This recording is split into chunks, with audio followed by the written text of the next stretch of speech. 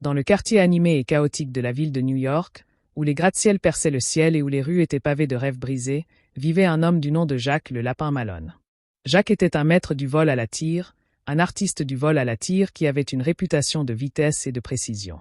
Il pouvait voler un portefeuille dans une foule bondée sans même que la victime ne s'en aperçoive. Mais Jacques aspirait à plus qu'à de petits larcins. Il voulait la grosse loterie, le score qui le placerait au sommet du monde.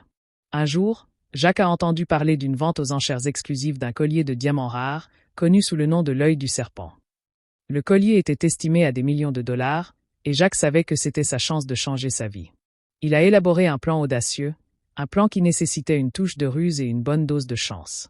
Jacques a décidé de se faire passer pour un collectionneur d'art riche et excentrique, un homme du nom de Monsieur Beaumont. Il a acheté un costume sur mesure, une montre de luxe et a appris à parler avec un accent anglais raffiné. Il a même embauché un acteur pour jouer le rôle de son majordome, ajoutant ainsi à sa façade.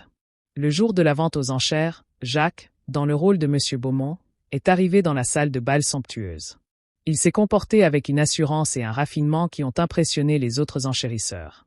Il a enchéri avec audace, augmentant le prix à chaque fois, faisant croire qu'il était prêt à tout pour obtenir le collier. Les autres enchérisseurs, impressionnés par la richesse apparente de Monsieur Beaumont, ont hésité à lui faire concurrence. Ils ont commencé à murmurer sur son identité, se demandant qui était cet homme mystérieux avec un tel appétit pour les diamants. Jacques a savouré leur confusion, sachant qu'il était sur le point de réussir son coup. Lorsque le prix a atteint un chiffre astronomique, Jacques a fait son dernier enchère. Il a fait un signe de tête à son majordome, qui a remis une valise à l'organisateur de la vente aux enchères. La valise contenait des billets de banque contrefaits, que Jacques avait préparés avec soin. Le collier était à lui. Jacques est parti de la salle de bal avec un sourire narquois. Il avait joué le rôle de sa vie et avait remporté le prix. Il avait prouvé que même un voleur pouvait devenir riche, à condition de savoir jouer le jeu. Mais Jacques ne s'est pas arrêté là. Il a continué à jouer le rôle de Monsieur Beaumont, fréquentant les cercles les plus exclusifs de la ville. Il a investi son butin dans des entreprises légitimes, se construisant un empire. Il est devenu un philanthrope, faisant don d'argent à des œuvres de charité, se faisant passer pour un homme bienveillant. Personne ne soupçonnait que derrière le masque de Monsieur Beaumont se cachait un voleur de talent.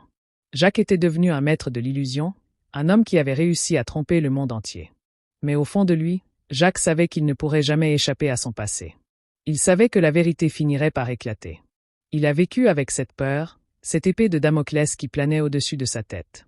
Un jour, un détective tenace du nom de John le renard Riley a commencé à enquêter sur les activités de Monsieur Beaumont. Riley était un homme qui ne laissait rien passer, un homme qui avait une intuition particulière pour démasquer les imposteurs. Riley a suivi les traces de Jacques, examinant ses investissements, ses œuvres de charité et ses relations. Il a découvert des incohérences, des indices qui l'ont conduit à croire que Monsieur Beaumont n'était pas celui qu'il prétendait être. Riley a tendu un piège à Jacques, l'invitant à une rencontre à un endroit isolé. Jacques, confiant dans sa capacité à manipuler les gens, a accepté. Lors de la rencontre, Riley a dévoilé la vérité. Il a montré à Jacques des preuves de ses crimes, le forçant à avouer son passé. Jacques a été arrêté et jugé pour ses crimes. Le monde a été choqué d'apprendre que le philanthrope bien-aimé, Monsieur Beaumont, était en fait un voleur. La chute de Jacques a été aussi spectaculaire que son ascension. Jacques a été condamné à une peine de prison. Il a perdu tout ce qu'il avait construit, sa fortune, sa réputation et sa liberté. Il a réalisé que la vraie richesse ne réside pas dans l'argent, mais dans l'honnêteté et la vertu. L'histoire de Jacques le Lapin Malone est un conte de fées sombres, une histoire de cupidité, de tromperie et de justice. Elle nous rappelle que même les criminels les plus rusés finissent par être rattrapés par leur passé. Elle nous montre que la vérité finit toujours par éclater, et que la vraie richesse se trouve dans la vie honnête et intègre.